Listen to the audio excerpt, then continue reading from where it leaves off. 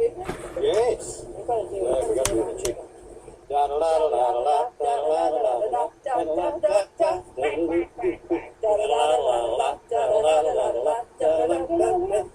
nice little pump band would be good.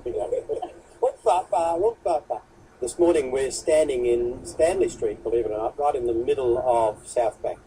A lot of people forget that Stanley Street was actually a main thoroughfare, and it was lined up on both sides by a series of hotels. It was a kind of a red light district. It was run down and it was very tired.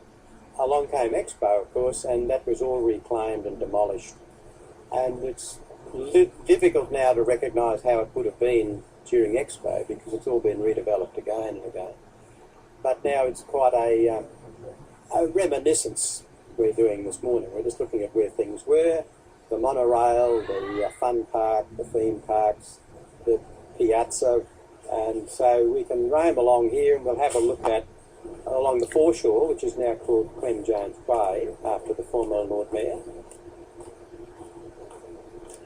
People had seasons tickets, so they came day after day after day, and if they liked a particular thing, like the New Zealand Pavilion with ice cream, you know, just a different flavoured ice cream.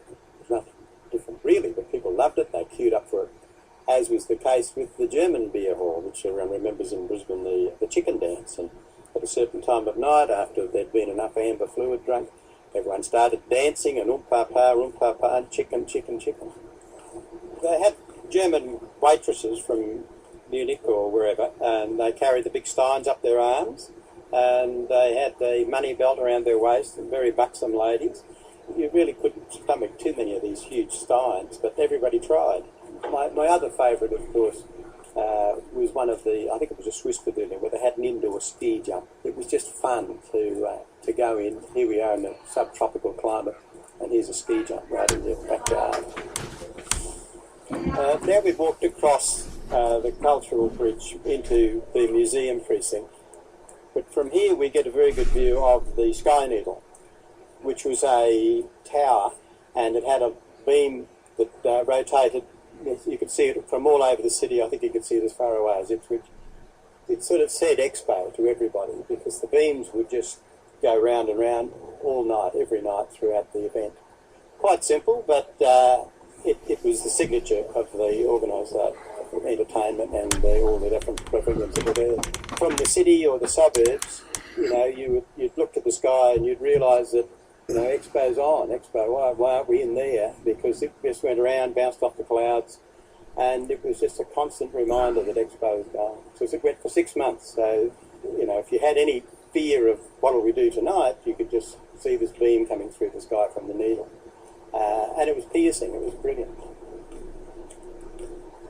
There was a huge sale on jogging shoes at the time because everybody had joggers or walkers, trainers, and just pounded the pavement up and down Expo. I think it's about 70 acres, and you know, the volunteers were just sensational.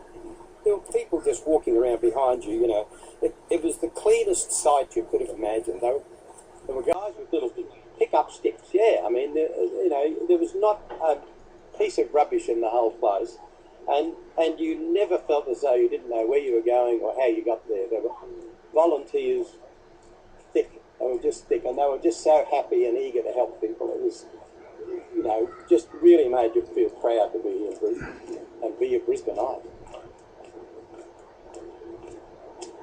So the tour now culminates here at King George Square in the new refurbished City Hall. There'll be films, memorabilia, an information system about all of the volunteers that were there and all of the planning that went into the preparing of Expo 88. So it's a nice finale to the tour. So this footage will be on this museum of Expo upstairs in the City Hall. I now declare World Expo 88 well and truly open.